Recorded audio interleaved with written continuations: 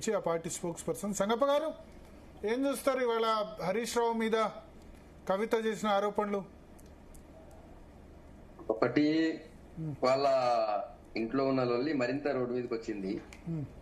రెండోది, కాళేశ్వరంలో అవినీతి జరిగింది అనేది ఆమె ఇండైరెక్ట్ గా కవిత సర్టిఫై చేసింది. అవినీతి జరిగింది, కాకపోతే మా నాన్నకేం సంబంధం లేదు, హరీష్ రావు గారు తర్వాత సంతోష్ రావు గారు వీళ్ళిద్దరే తిన్నారు అని ఆమె వ్యాఖ్యలో కనిపించింది. సో అవినీతి అయితే జరిగిందని ఒప్పుకున్నది కదా డైరెక్ట్ గా. అవినీతి అనే బదులు ఇర్రెగ్యులారిటీస్, అదే ఇర్రెగ్యులర్. ఇప్పుడు డైరెక్ట్ గా ప్రతిపక్ష పార్టీలు, ప్రజలు అందరు కూడా, మీడియా అంతా అవినీతి అంటుంది. ఆమె డైరెక్ట్ గా అవినీతి అనకుండా ఇంకో ఓడి వాడింది. కానీ కవిత గారు ఈ రోజు కాళేశ్వరంలో జరిగినట్టు ఇర్రెగ్యులారిటీస్ అందాం. కాళేశ్వరంలో ఇర్రెగ్యులారిటీస్ జరిగినాయి.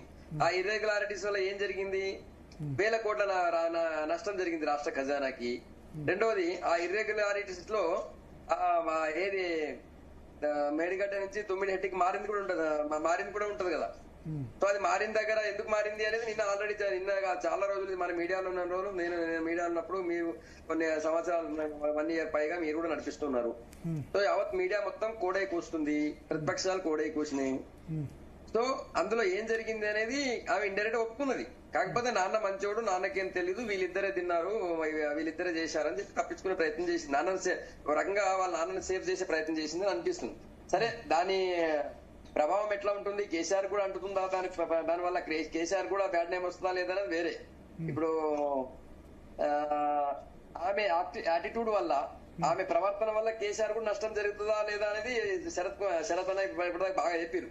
సరే, అది వాళ్ళ కుటుంబం, వాళ్ళ ఇష్టం అని నేను చెప్పలేను. అది శరత్ అన్న అంటే వాళ్ళకి ఆ కుటుంబానికి చాలా రోజులు సన్నిహితంగా ఉండే ఒకప్పుడు ఆయన చెప్పిండు.